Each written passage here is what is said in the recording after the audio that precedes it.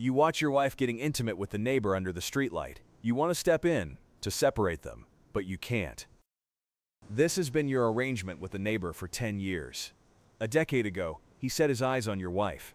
When he laid out the deal for early retirement, you couldn't find a single reason to refuse. What you never expected was that your daughter would also become the neighbor's lover. You glance at your 401k balance, $87,000, and tell yourself you haven't done anything wrong. But living day to day is a completely different story.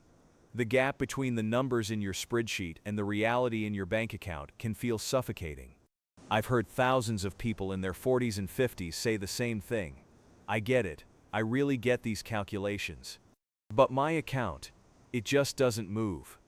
In theory, it sounds simple. Save consistently, invest wisely, and let the market grow your money. But why does it feel like time has stopped? Why does your money feel frozen? Because most early retirement advice only shows the finish line. They tell you the result, but not what each month, each year actually looks like. No one talks about what happens in year 2 or 3. Ironically, that's exactly when most people give up. What you're missing is the invisible phase, that slow, agonizing, almost motionless period before compound interest truly kicks in. In the early stages, nearly all your growth comes from your own contributions. There's no magic, no hidden force multiplying your returns. It's just you, pushing the wheel forward, inch by inch, through the mud. Our brains are naturally terrible at handling delayed rewards. We crave instant feedback, exercise today, soar tomorrow, eat healthy, feel energized immediately. But you throw $500 into an index fund. Check back 2 weeks later, and the number barely budges, or even drops. Your brain screams, "This is useless." That frustration isn't your fault, it's how the system inherently works. This is why so many people never get past the invisible phase. Data shows that for Americans aged 45 to 54, the average 401k balance is about $168,000. But the median is less than $61,000.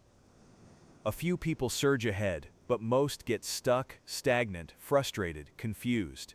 It's not because they're irresponsible, far from it. They just weren't told that this phase is normal, and that it will eventually end.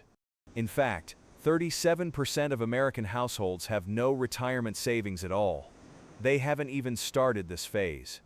The real breakthrough comes when you stop chasing abstract goals and start measuring the now. Use a simple formula: passive income divided by monthly expenses. Multiply by 100 to get your freedom percentage. This number makes progress visible.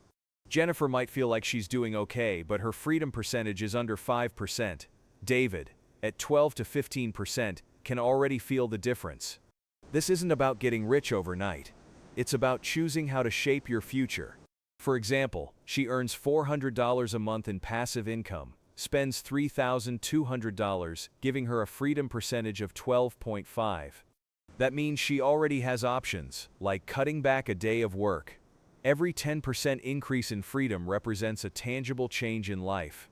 10%, gain flexible work. 25%, take a 3-month sabbatical. 50%, live part-time. 100%, work becomes a choice. Most people don't want to lie back. They want options. Let's look at another example. Monthly expenses $4,000. Passive income $200, freedom percentage 5%.